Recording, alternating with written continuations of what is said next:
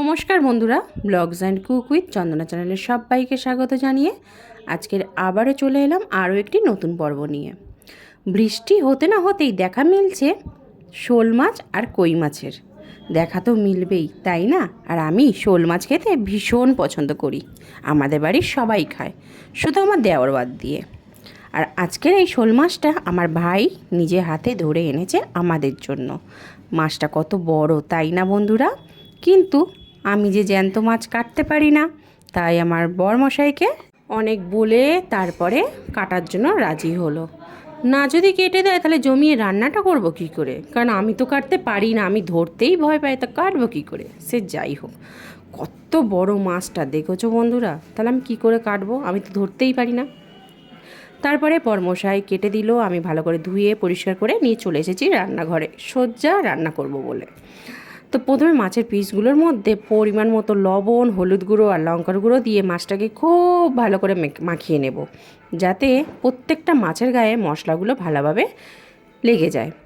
আর মাছের পিসগুলো দেখেছো, ওহ মারাত্মক লাগছে দেখতে।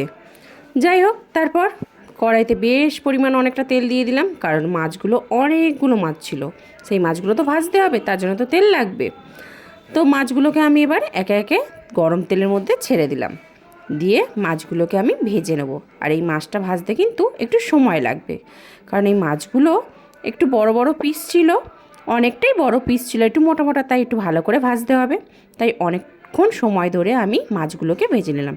দেখো, ঠিক এই রকমভাবে আমি ভেজে নিয়েছি। এবারে এক এক করে মাছগুলো তুলে নেব, নিয়ে আর বাকি যে সমস্ত মাছগুলো আছে সবগুলো আমি এবার ভেজে সব তুলে নেব। দেখো, কথা বলতে বলতে কিন্তু এখানে আমার সব মাছ ভাজাগুলো হয়ে গিয়েছে। এরপর মাছ ভাজার পর যেই অতিরিক্ত তেলটা থেকে যাবে, সেই তেলের মধ্যেই আমি দিয়ে দিলাম লম্বা লম্বা করে পিস করে কেটে রাখা আলু। আজকের আমি পেঁয়াজ রসুন বাদ দিয়ে কিন্তু মাছটাকে রান্না করব। অনেকেই আছো মাছ খাও কিন্তু পেঁয়াজ রসুন খাও না, তোমরা যদি এই রান্নাটা এইভাবে করো, খেতে কিন্তু দুর্দান্ত লাগবে, অপূর্ব স্বাদের লাগে। তারা কিন্তু এইভাবে করে খেতেই পারো।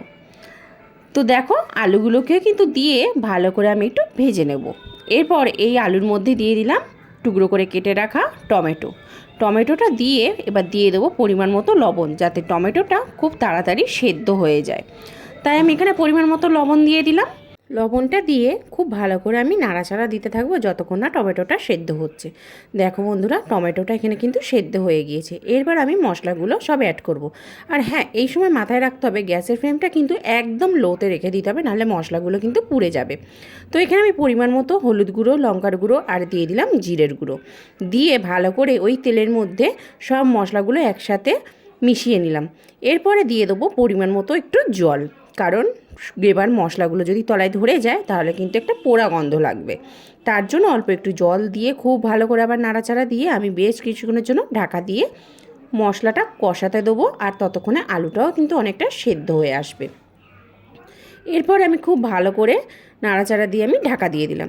ঢাকনাটা খুলে দেখছি আমার কিন্তু আলুটা কিন্তু কষানো হয়ে গিয়েছে, আর দেখো মশলা থেকে তেল ছেড়ে এসেছে, আর কালারটা কত সুন্দর হয়েছে দেখো বন্ধুরা। আর এদিকে দেখো আলুটাও কিন্তু অনেকটা পরিমাণে সেদ্ধ হয়ে গিয়েছে। এরপর এই পর্যায়ে আমি দিয়ে দেবো পরিমাণ মতো জল, যে যেরকম গ্রেভি রাখতে চাও ঠিক সেই রকমভাবেই কিন্তু জলটা দিতে হবে। আমি এখানে দিয়ে দিলাম জল, দিয়ে এবার আমি ঝোলটা ফোটার জন্য অপেক্ষা করব। ঝোলটা দেখো এখানে এবার ফুটে গিয়েছে। এরপরে এই পর্যায়ে আমি দিয়ে দেবো ভেজে রাখা মাছগুলো। সব মাছগুলো আমি দিয়ে খুব ভালো করে নাড়াচাড়া দিয়ে এদিকে আমি ঢাকা দিয়ে দেব। ততক্ষণ মাছটা ফুটতে থাকুক, আমি এদিকে একটা ভাজা মশলা তৈরি করে নেব। তার জন্য নিয়ে নিলাম একটা কড়াই বসিয়ে, তাতে দিয়ে দিলাম মৌরি, গোটা ধনে আর বেশ কয়েকটা গোলমরিচ দিয়ে খুব ভালো করে নাড়াচাড়া দিয়ে ধিমে আঁচে মশলাটাকে ভেজে নেব। মশলাটা ভাজা হয়ে গিয়েছে, এরপর ভাজা মশলাটা গুঁড়ো করে নিতে হবে। এই ভাজা মশলাটা মাছের মধ্যে দিলে স্বাদটা আরও দ্বিগুণ হবে, খেতে দুর্দান্ত লাগবে এবং স্বাদে গন্ধে অতুলনীয় হয়ে উঠবে। এদিকে আমি মশলাটা ভেজে আমার শাশুড়ি মাকে দিয়ে দিলাম যে মশলাটা গুঁড়ো করে দেওয়ার জন্য।